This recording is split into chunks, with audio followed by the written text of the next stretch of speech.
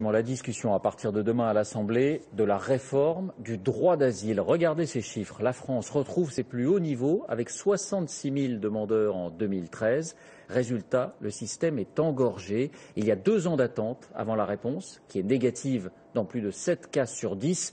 Du coup, bien souvent, les déboutés sont installés en France et ne repartent pas. Ils deviennent donc des clandestins. D'où cette réforme pour tenter de raccourcir les délais. Comment fonctionne aujourd'hui le système? Qui décide? Et selon quels critères? Voici l'envers du décor. Enquête Audrey Goutard, Vivien Roussel. Ils ont fui la guerre, l'oppression, les persécutions. C'est en tout cas ce qu'ils affirment. Pourquoi vous avez décidé de quitter la Syrie en 2014? Je suis partie parce que tous les chrétiens se faisaient assassiner. Chaque année, 65 000 hommes, femmes, enfants demandent l'asile pour très peu d'élus. Essayez de m'expliquer la soirée du 1er mars comme si j'y étais. On a tiré sur moi avec un pistolet et ma femme s'est fait poignarder. Comment sont accueillis les candidats au droit d'asile? À quelles conditions obtiennent-ils le statut de réfugié? Mais ne vous faites pas de soucis, d'accord? La France va vous protéger, d'accord? Il faut aujourd'hui 2 ans pour avoir une réponse. Comment réduire ce délai jugé trop long? C'est ici que tout se décide, au sein de l'Office de protection des réfugiés et apatrides. Chaque matin, ces chariots apportent entre 200 et 300 nouveaux dossiers de candidats. La personne doit remplir le formulaire et ensuite la personne doit présenter un récit, son histoire. Une demande d'asile, c'est d'abord cela, une lettre où le demandeur raconte ce qui lui est arrivé. Je suis né le 19 juin 1995 dans le village d'Aftouri. J'ai été arrêtée dans la cour de la faculté. Notre restaurant a été incendié. Boko Haram a enlevé ma sœur. J'ai été torturé pour des raisons politiques. Chaque ligne sera analysée, épluchée par un expert en géopolitique, avant le moment déterminant, son rendez-vous avec un agent de l'OFPRA. Tout demandeur y a droit. Dans les box en verre, un tête-à-tête où se joue une vie. Cet Albanais se dit victime d'une vendetta. Il est tombé amoureux d'une femme promise à un autre. Ma femme m'a dit « Ouvre la porte ». Quand je me suis approché, j'ai entendu des coups de feu. Pour l'officier, il s'agit de vérifier si rentrer chez lui présente un danger de mort, si la justice de son pays le protégera. Le jour où vous m'avez dit que vous êtes rendu au commissariat numéro 2, vous avez déposé plainte? La police ne fait rien pour nous. On ne les intéresse vraiment pas. Le but, c'est de savoir, de vérifier si la personne vous dit la vérité. On observe en fait la crédibilité globale du récit. C'est-à-dire qu'on regarde d'abord si le récit est cohérent. Par exemple, si le demandeur ne se contredit pas quand il parle.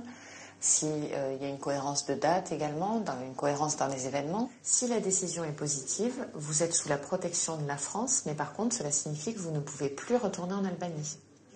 Je ne veux plus jamais entendre parler de ce pays. J'en ai tellement bavé. La seconde candidate auditionnée est irakienne. Pour elle, comme pour les autres, l'entretien doit durer au moins 1h30 et les questions sont précises. Vous êtes né à Mossoul, dans quel quartier? Vous êtes célibataire? Et après, vous allez où?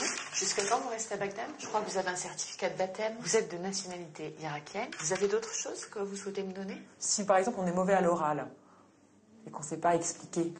Il y a des personnes qui parlent très peu, mais il y a quelques petits détails qui sont lâchés au cours de l'entretien qui nous laissent penser justement avec ces détails très personnalisé que l'élément invoqué a été vécu. Un matin, ils sont arrivés, des hommes cagoulés. Ils m'ont dit « Tu quittes ta maison, sinon on va y mettre le feu ». Quelles sont vos craintes en cas de retour en Irak? Si je dois rentrer, je vais me retrouver dans un cercueil. Je préfère mourir plutôt que de retourner dans mon pays. J'ai pas dit que vous deviez rentrer, hein. Si elle se montre rassurante, c'est qu'en ce moment, près de 100% des Syriens et Irakiens obtiennent le droit d'asile, suivi des Somaliens, Tibétains et Iraniens. Les plus souvent refusés, la République démocratique du Congo, l'Albanie, le Bangladesh ou le Sri Lanka. Cette année, une fois tous les recours épuisés, 27% de demandeurs ont obtenu leur statut. Le sésame, le voici. C'est la lettre que reçoit chaque demandeur d'asile dont le dossier a été accepté. Avec cette lettre, il aura exactement les mêmes droits qu'un Français, à l'exception du droit de vote. En 7 ans, le nombre de réfugiés a plus que doublé partout en Europe. Est-ce une nouvelle tendance ? La situation dans les années 90, il y avait des populations qui craignaient des persécutions au même titre qu'aujourd'hui, ou que dans les années 60, comme certains États du cône sud de l'Amérique. Donc en fait, chaque période connaît ses propres réfugiés. Donc ni plus ni moins. Donc vous n'avez pas l'impression que le monde va plus mal? Non, pour nous, il va toujours mal, si vous voulez. À Paris, l'une des antennes de l'association France Terre d'Asile. Chaque jour, ces réfugiés font la queue, parfois des heures. Comme la majorité des demandeurs d'asile, ils n'ont pas d'adresse fixe. Et pour eux, c'est un problème. 8500 demandeurs d'asile ont droit à une boîte aux lettres, comme celle-ci. C'est une adresse de domiciliation qui sera indispensable pour toutes leurs démarches administratives. Tant qu'il n'a pas le statut de réfugié, le demandeur ne peut travailler. Et l'État lui verse 300 € par mois. 30% d'entre eux, en général les familles et les malades, peuvent bénéficier d'un logement. Les autres doivent vivre chez des proches, occasionnellement au foyer ou dehors, comme ce jeune avocat soudanais. La situation est très difficile.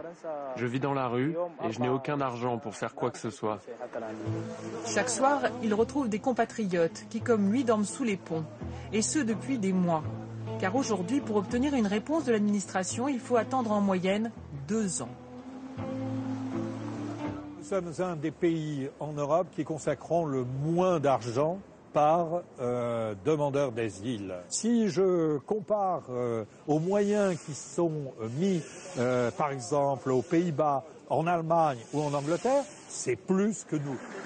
Au travers de son projet de loi, l'État affirme justement vouloir investir pour améliorer les délais de réponse et ainsi éviter que des réfugiés accueillis par la France ne deviennent des clandestins.